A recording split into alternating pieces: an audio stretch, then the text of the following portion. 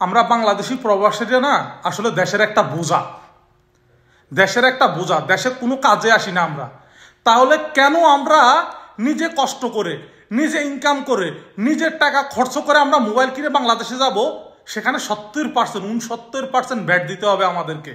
কেন ভাই 69% ভ্যাট দিতে হবে? তার উপরে আমরা আমাদের নিজের যে পার্সোনাল মোবাইলটা এখান থেকে নিয়ে যাব, সেই মোবাইলটা বাংলাদেশে গেলে 2 মাসের বেশি ইউজ করতে পারবো না, সেটাও রেজিস্ট্রেশন করতে হবে।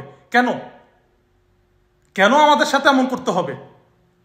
আমরা বাংলাদেশ থেকে যাওয়ার সময় কিছু সামান নিয়ে যাই, পরিবারের জন্য কিছু সামান নিয়ে যাই, আপনারা বাংলাদেশ এয়ারপোর্টের থেকে সেগুলো কেটে রেখে দেন, সেটার কোনো বিচার পাই না। মানুষের ব্যাগ হারিয়ে যায়, ব্যাগ হয়রানি হয়ে যায়, এত কষ্ট করে যায়, এয়ারপোর্টের থেকে বের হওয়ার সময় একটা ট্রলি পর্যন্ত পায় না। তো আমরা প্রবাসীরা কেন আপনাদের জন্য কষ্ট করি, কেন রেমিডেন্স পাঠাই? তো এর থেকে ভালো আমরা অন্য পন্থে নিই, আমরা বিকাশের মাধ্যমে টাকা পাঠাই, আমরা হুন্ডির মাধ্যমে টাকা পাঠাই।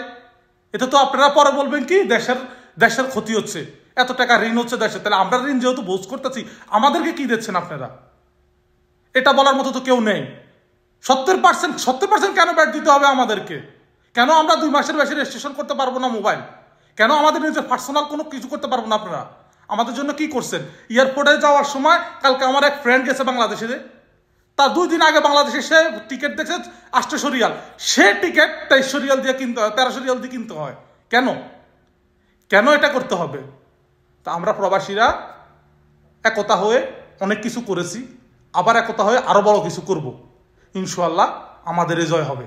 যারা প্রবাসীদেরকে সাপোর্ট করেন, প্রবাসীদেরকে বেশি ভালোবাসেন, ভিডিওটা বেশি শেয়ার করবেন, লাইক কমেন্ট আপনাদের মনের মতো করলে করবেন, না করলে নাই, কিন্তু ভিডিওটা বেশি শেয়ার করবেন। ধন্যবাদ।